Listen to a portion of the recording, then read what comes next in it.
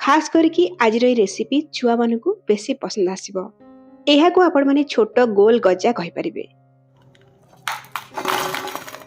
ये खास्ता नुआ प्रकार गजा को आम या बिना अटा मैदा सुजी चीनी रे कहवा गले आपण मैंने मसे अधिक समय पर्यंत रखिकी खाईपर किंतु एते स्वादिया लगे कि छुआ मैंने गोटे दिन में खाई सारे।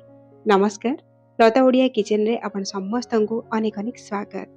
आज छोट गजा को आम या चाउल व्यवहार करवा। ये मु गोटे कप बा 200 ग्राम नहीं घरे थिबा नॉर्मल अरुआ चाउल गोटे जगटे सेट करेंगे मापिया आ निज हिसाब से चाउल कम अधिया करके नेबे। एबे आमे चाउल रे पानी देकी 3-4 थर धोई नबा। आउ एथिरे भल पानी देकी 4 ରୁ 5 घंटा पर्यंत भिजेई नबा। 4 ରୁ 5 घंटा परे एठी हमर अरुआ चाउल बहुत भल भाव रे बतुरी जाईची। एबे आमे पुणी थरे आकु धोई नबा आ ए भली गोटे जाली को चाउल को छाणी नबा। जहाँ भी किसी चाउल रे एक्सेस पानी थिबो तळु को चली जिवो। एबे आमे ई चाउल को गोटे कॉटन कपड़ा ऊपर खेळेई नबा आ आधा घंटा पई एमिति ही आकु छाडी देबा। जहाँ भी पानी थिबो से पूरा सुखी जिवो, झुरझुरिया चाउल होई जिवो। आपण चाहिले पंखा तले मध्ये आधा घंटा सुखई पारिबे। तो देखंतु किछ समय परे चाउल रो पानी पूरा छाडी जाईची, हाथ को पानी बिल्कुल लागुनी। एबे आमे ई बतुरा सुखा चाउल को ग्राइंडर जार रे दबा और चिकण करके आकु आमे ग्राइंड करनबा। ग्राइंड कला परे एमिति गोटे चला नबा और चला रे ई चाउल गुंड को देकी चले नबा। एठी आमे चाउल चूना प्रस्तुत करूचे और चलेला परे जहाँ भी खदड़िया चाउल बाहरिबो ताकू आमे ग्राइंडर जार देकी पुणी थरे ग्राइंड करनबा और ताकू आउ थरे चले नबा। तो एठी देखंतु एई भली भाबरे एठी हमर चाउल चूना प्रस्तुत हो गला। चिकण वाला जाली रे आपण माने आकु चलेबे। हमको एकदम पाउडर बा चिकण चूना एठी दरकार। मु गोटे कप चाउल नेइथिली। तो देखंतु से समान कप रे मु एठी चूना को मापुची।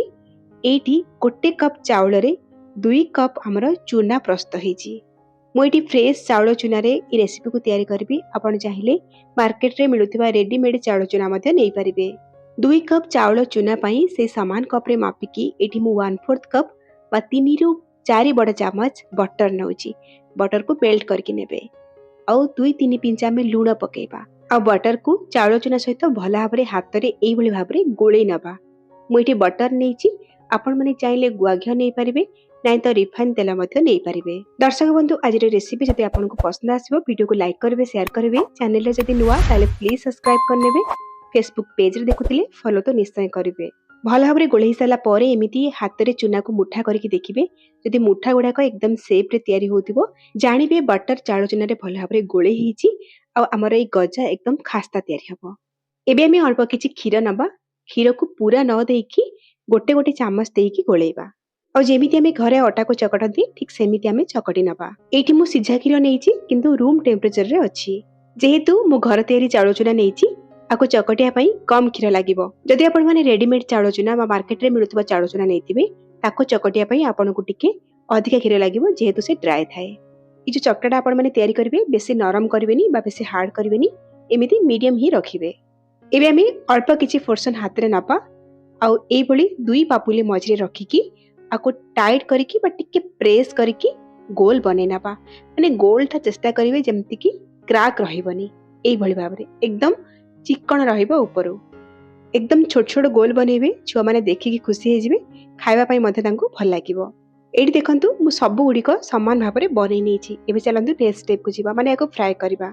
आको छाणिया पई एठी मु राइस ब्रान ऑयल नेछि। आपण चाइले घियो मध्ये नै पारिबे। तेल टिके अधिका नबा जेमति कि हमर गजा गुडी को बुडी केथिरे छाणी हे परिबो। तेल को हाई फ्लेम रे प्रथमे गरम करबा।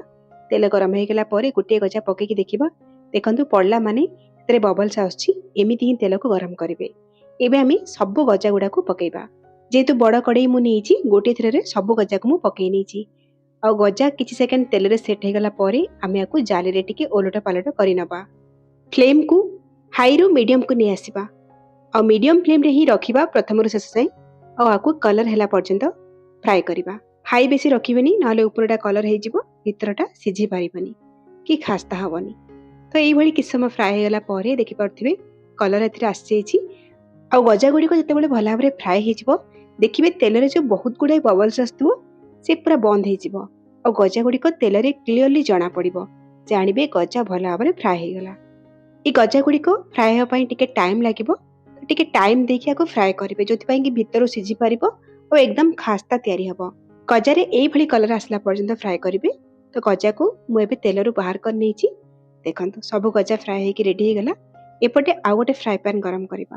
ଆମେ ମାପିକି 2 କପ୍ ଚାଉଳ ଚୁନା ନେଇଥିଲେ। ତ 2 କପ୍ ଚାଉଳ ଚୁନା ପାଇଁ 3/4 କପ୍ ବା 1 କପ୍ରୁ ଟିକେ କମ୍ ନେବା ଗୁଡ଼, ଯାହାକି ଗ୍ରାମ୍ସରେ 150 ଗ୍ରାମର ଅଛି। ଆଉ ସେଇଥିରେ 2-3 ଚାମଚ ପାଣି ଦେଇଦେବା। ଆପଣମାନେ ମାର୍କେଟରେ ମିଳୁଥିବା ଗୁଣ୍ଡ ଗୁଡ଼ ନେଇପାରିବେ ବା ଗୁଡ଼ ଯଦି ଟେଳା ଥିବ ତାକୁ ଆପଣମାନେ ଟିକେ କୋରିକି ବା ଭାଙ୍ଗିକି କପ୍ରେ ମାପିକି ନେବେ। ଗୁଡ଼ ଜାଗାରେ ଆପଣମାନେ ଚାହିଁଲେ ଚିନି ମଧ୍ୟ ନେଇପାରିବେ ସମାନ ପରିମାଣର। ମିଡିୟମ୍ ହାଇ ଫ୍ଲେମ୍ରେ ଗୁଡ଼କୁ ପାଣିରେ ଭଲ ଭାବରେ ଗୋଳେଇକି କିଛି ସମୟ ରାନ୍ଧିବା। ଗୁଡ଼କୁ ଏଠି ଆମେ ପାଗ କରିକି ନେବା। ଗୁଡ଼କୁ ଏଠି ଆମେ ଅତି ଟାଣ ପାଗ କରିବାନି, ନରମ ପାଗ କରିବା। ଦେଖନ୍ତୁ କିଛି ସମୟ ଗୁଡ଼ ଏଠି ରାନ୍ଧି ହେଇଗଲା ପରେ ଆମେ ଗୋଟେ ଜାଗାରେ କିଛି ପାଣି ନେବା, ଆଉ ଏଇ ଗୁଡ଼ରୁ ଅଳ୍ପ କିଛି ପାଣିରେ ପକେଇବା। ତ ଦେଖିପାରୁଥିବେ ଆମର ଗୁଡ଼ ଗୋଟିଏ ଜାଗାରେ ଗଦା ହେଇଯାଉଛି। ଆଉ ମୋ ହାତରେ ଯେତେବେଳେ ଗୁଡ଼କୁ ଧରୁଛି ସେ ଗୋଟେ ନରମ ଚକୋଲେଟ୍ ଭଳିଆ ଲାଗିବ। ଏମିତି ହିଁ ଆମକୁ ଏଠି ପାଗ ଦରକାର। ଯଦି ଗୁଡ଼ ପାଗ ହେଇନଥିବ ଗଜାକୁ ପକେଇଦେବେ ଗୁଡ଼ରେ, ତାହେଲେ ଗଜା ଗୁଡ଼ାକ ନରମ ପଡ଼ିଯିବ।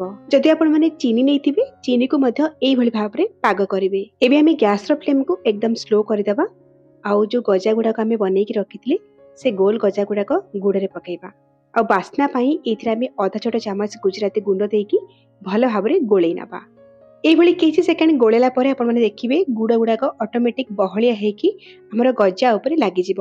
ଯେତେବେଳେ ଗୁଡ଼ ବହଳିଆ ହେଇକି ଗଜା ଉପରେ ଲାଗିବା ଷ୍ଟାର୍ଟ ହେବ, ଗ୍ୟାସ୍ର ଫ୍ଲେମ୍କୁ ଅଫ୍ କରିନେବେ। ଆଉ ଏମିତି ଗରମରେ ହିଁ ଲଗାତାର ଗୋଳେଇ ନେବେ। ଏଠି ଦେଖନ୍ତୁ ଆଉ କିଛି ସେକେଣ୍ଡ ଗୋଳେଇଲା ପରେ ଆମର ଗୁଡ଼ ପାଗ ଗଜା ଉପରେ ପୁରାପୁରି ଲାଗିଯାଇଛି। ଆଉ କିଛି ସେକେଣ୍ଡ ପରେ ଦେଖନ୍ତୁ ଏଇଠି ଗୁଡ଼ ପାଗ ପୁରାପୁରି ଗଜା ଉପରେ ଲାଗିଯାଇଛି ଆଉ ଗୁଡ଼ ପାଗଟା ପୁରା ଶୁଖିଲା ହେଇଯାଇଛି। ଏମିତି ହେଇଗଲା ପରେ ଜାଣିବେ ଯେ ଏଇଠି ଆମର ଏଇ ଗଜା ପୁରାପୁରି ରେଡି ହେଇଗଲା। এই ଗଜାକୁ ଆପଣମାନେ ଯେକୌଣସି ଏୟାରଟାଇଟ୍ କଣ୍ଟେନରରେ ଭରିକି ମାସେରୁ ଅଧିକା ସମୟ ପର୍ଯ୍ୟନ୍ତ ରଖିକି ଖାଇପାରିବେ। ତେବେ ଆପଣମାନେ ଚାଉଳ ଚୁନା ଦେଇକି ଏଇଭଳି ଗୋଲ ଗଜା ବନାନ୍ତୁ। କେମିତି ଲାଗିଲା ଆପଣଙ୍କ ଅନୁଭୂତି ମୋ ସହିତ ସେୟାର କରନ୍ତୁ। ହେଲେ ଆଜି ପାଇଁ ରହୁଛି, ପୁଣି ଆସିବି ଆଉ ଗୋଟେ ନୂଆ ରେସିପି ନେଇକି। ସେଇ ପର୍ଯ୍ୟନ୍ତ ରହିଲି, ନମସ୍କାର, ବାଏ, ଜୟ ଜଗନ୍ନାଥ।